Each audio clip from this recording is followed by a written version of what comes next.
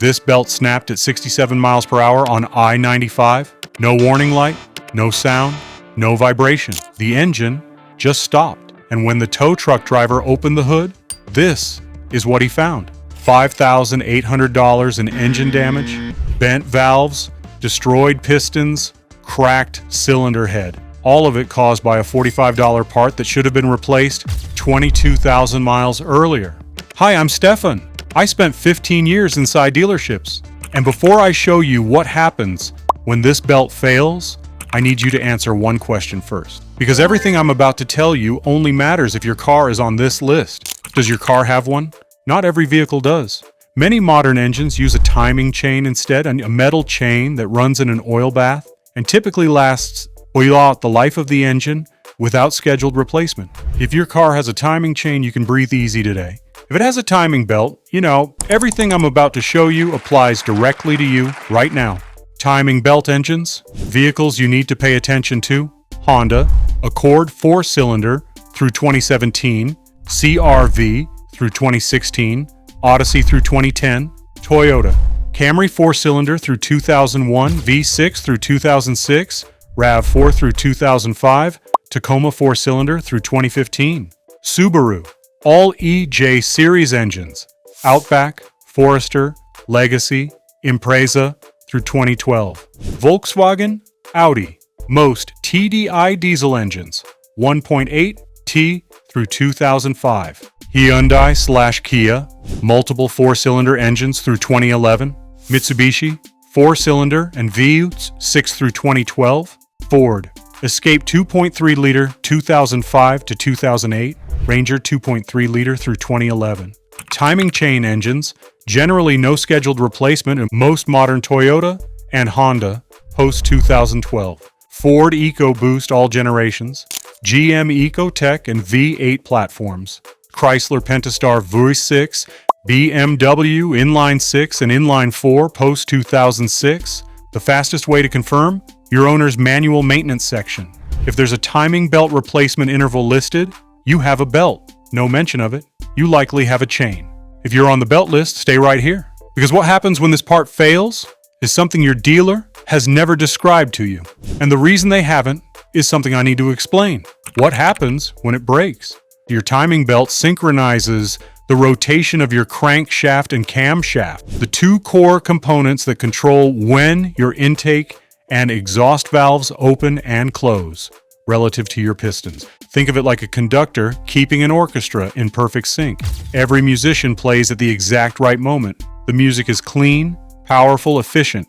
When the belt snaps, the conductor disappears, the pistons keep moving, the valves freeze open. And in what engineers call an interference engine, which describes the majority of modern vehicles, the pistons physically collide with the open valves at engine speed. Metal hitting metal at 2,000 to 6,000 revolutions per minute.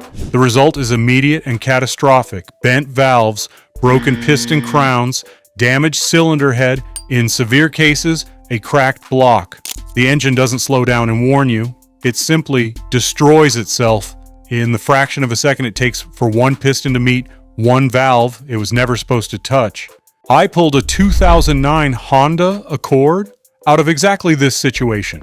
Owner had 94,000 miles on the original belt. Manufacturer spec said 60,000 to 90,000.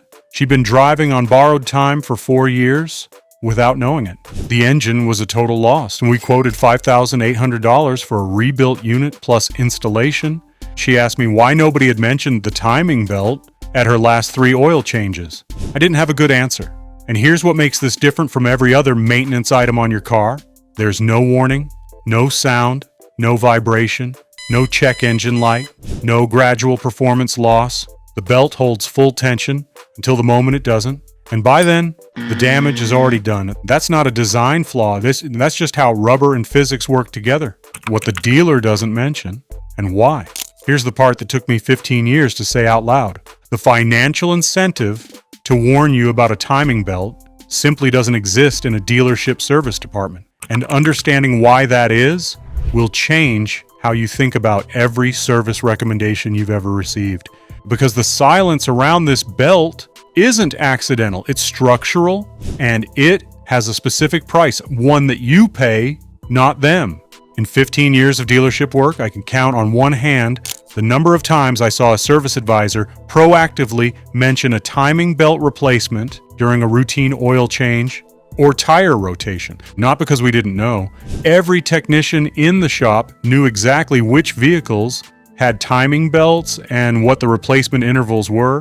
The information was in the service database on every advisor's screen every single day. Here's the economics that explain the silence. A timing belt replacement is a one-time service that costs $400 to $900 depending on the vehicle. Labor-intensive, 3 to 6 hours on most engines, but a service the customer only pays for once every 60,000 to 100,000 miles. A destroyed engine is a $3,000 to $8,000 repair or replacement. It brings the vehicle back into the shop for weeks. It generates diagnostic fees, rental car referrals, and in many cases, a new vehicle sale when the owner decides the repair isn't worth it. Preventive maintenance keeps cars running. Running cars don't generate the same revenue as catastrophic failures. I'm not saying dealers want your timing belt to snap. I'm saying the financial incentive to mention it proactively simply isn't there. And so most of the time, nobody does. And that silence has a price, and the driver pays it. Do you even know if your car has a timing belt or a timing chain?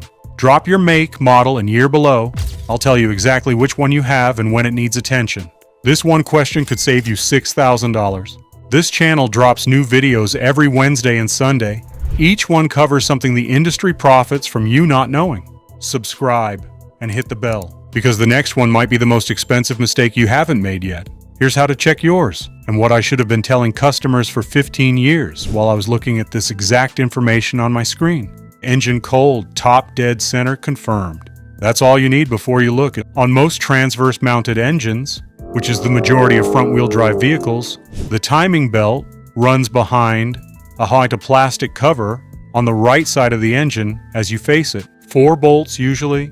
The cover comes off in under 5 minutes. What you're looking for: cracks on the belt surface, hairline cracks across the ribs, especially on the inside curve of the belt as it wraps around the pulleys. Any visible cracking means the belt is past its service life regardless of mileage. Glazing, a shiny, hardened appearance on the belt surface instead of a matte rubber finish. Glazed belts have lost their flexibility and are at elevated risk of sudden failure. Fraying on the edges, uneven wear on the belt edges indicates misalignment in the tensioner or idler pulleys. A frayed belt is a belt that's already failing. Oil contamination, a dark, wet appearance on the belt surface. Oil contact degrades belt material rapidly. If your belt has oil on it, check for a leaking camshaft or crankshaft seal before replacing the belt, and otherwise you'll be back here in 20,000 miles. And here's the thing I wish I'd said to every customer who came in for an oil change on a Honda with 85,000 miles. Your belt looks fine today, but rubber ages whether you drive it or not. At 90,000 miles or 7 years, whichever comes first, we need to replace it. Not because it looks bad, because by the time it looks bad, it's already too late. I said that exactly 0 times in 15 years. I'm saying it now. When to replace. And the one mistake that turns $45 into $400. The replacement interval for most timing belt engines, 60,000 to 100,000 miles or 5 to 7 years, whichever comes first. The time component is the one most drivers and even some mechanics underestimate. A car with 45,000 miles on a 10-year-old timing belt is not safe. Rubber degrades from heat, cycling, and age regardless of mileage.